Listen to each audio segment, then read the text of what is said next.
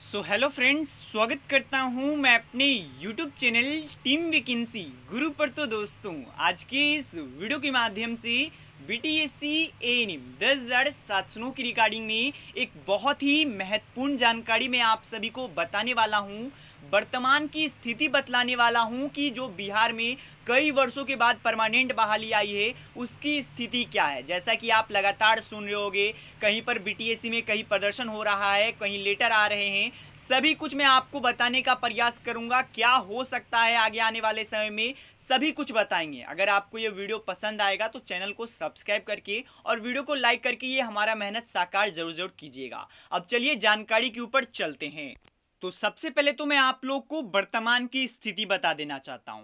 अभी की स्थिति यह है कि अगर आप काउंसलिंग के नजरिए से देखिएगा तो आपको पता चलेगा कि हाई कोर्ट के माध्यम से जो लेटर यहां पर बीटीएससी को जाना था वो बीटीएससी तक यहां पर, जैसा कि आप देख सकते हो लेटर, इसमें अनुरोध किया गया है कि जो बहाली जो ये केस हुआ था उसमें जीत हो चुका है। अब इसी के लिए यहां पर जो एएनएम का बहाली है उसमें काउंसलिंग कराया जाए। लेकिन ऑफिशियली यानी कि वेबसाइट के आधार पर अभी कोई सूचना नहीं आया है कि ऐसा होगा वैसा होगा। अब जैसे ही आएगा वो मैं आप लोग को अपडेट दे दूंगा। और दूसरा सेक्शन क्या है, देखिए अभी के समय में दो जगहों पर सभी एएनएम बट गई हैं। अब जो एग्जाम पास किए हैं, जो उनका काउंसलिंग हो चुका है, डीबी हो चुका है, उन लोगों का ये कहना है कि हमारा कुछ नहीं, हमने जो जो हम बीटीएससी ने कहा वो हमने किया, उसके बाद भी हमें नौकरी क्यों नहीं दी जा रही है। अब इनके लिए ये भी, जो कि यहाँ पर लगातार बीटीएससी ऑफिस जा रही है, यहाँ पर स्वास्थ्य मंत्री को पत्र भी सौंपी है दोस्तों, जो कि अपडेट में आप पर देख सकते हो।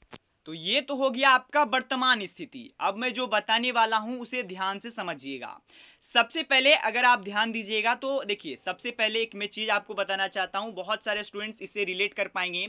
देखिए, नौकरी होना है 10,700 का ही, चाहे आप ही सोचिए, अगर कान आप इधर से पकड़िए या फिर इधर से पकड़िए, आपको कान ही पकड़ना है। नौकरी है जो कि 10,709 लोगों की ही होगी, ये एकदम कंफर्म है। चाहे आप एग्जाम के आधार पे कीजिए, एग्जाम के आधार पे बहुत सारे स्टूडेंट्स कहेंगे कि 8,000 लोगों का हुआ, उसमें भी सेकेंड लिस्ट आता और आप कह सकते हो कि 10,700 को नौकरी होता ही होता।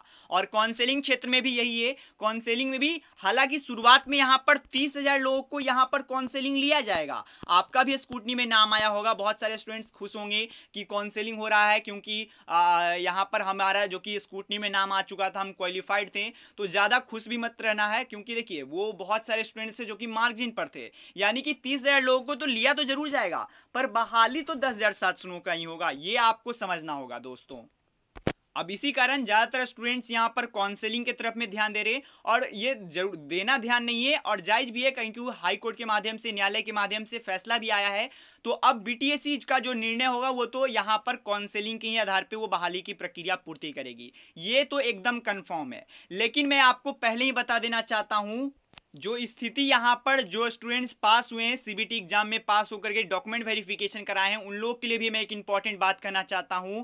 देखिए, अभी तक आप अगर बीटीएससी के साइट पे जाइएगा, कोई भी अपडेट आपको देखने को नहीं मिलेगा। तो आप लोग ज्यादा एक तरीके से घबरा रहे हो। अब ज्यादा पैनिक होना भी बहुत खतरा का निशानी है। मुझे जो जानकारी मिल रही है उसके अनुसार बहुत सारी दिक्कतें अभी के समय में होने लगी है। बहुत सारे लोग, अब देखिए, सभी लोग एक समान नहीं होते, सभी लोग आपके जैसे नहीं होते, सभी लोग मेरे जैसे नहीं होते, सभी लोग इसका फायदा भी उठाते हैं। अब फायदा क्या उठा रहे हैं, देख, मुझे जो जानकारी मिली है उसके अनुसार कई सारे लोग हैं जो कि फंडिंग कर रहे हैं। फंडिंग यानी कि आप भी समझ सकते हो, पैसे सभी लोगों से लिए जा रहे हैं कि हम लोग केस करने वाले हैं, हम लोग सुप्रीम कोर्ट में जाएंगे, हम लोग डबल बेंच करेंगे।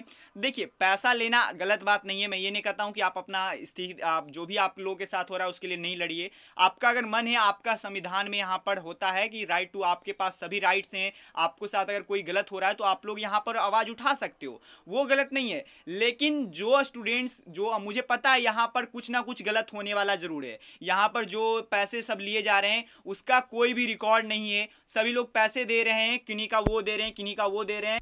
तो वर्तमान स्थिति के अनुसार मैं यही कहना चाहता हूं, ये सब बिल्कुल बेकार बात है। अभी के लिए सबसे पहले बीटीएससी को कंफर्म होने दीजिए। अभी तक बीटीएससी कोई सूचना भी नहीं जारी किया है और सभी लोग अपने अपने से एकदम, आप कह सकते हो कि ज्यादा पैनिक हो चुके हैं। तो घबराएं नहीं है, अभी तक सबसे पहले तो आप लोग को घबराना नहीं है, एकदम आराम रहिए दोस्तों।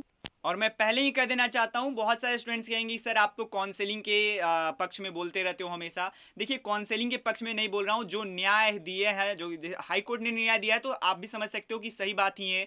उसके बाद मैं ये भी कहना चाहता हूं कि देखिए अगर आप देखिएगा इनका भी, तो इनका भी परिस्थिति उतना ठीक नहीं है। जो इनका बातें हैं वो भी अगर आप समझिएगा तो आपको भी लगेगा कि नहीं सही बात है। अगर पॉइंट्स टू पॉइंट देखिएगा तो सभी दोनों अपने जगह पर ठीक बात है।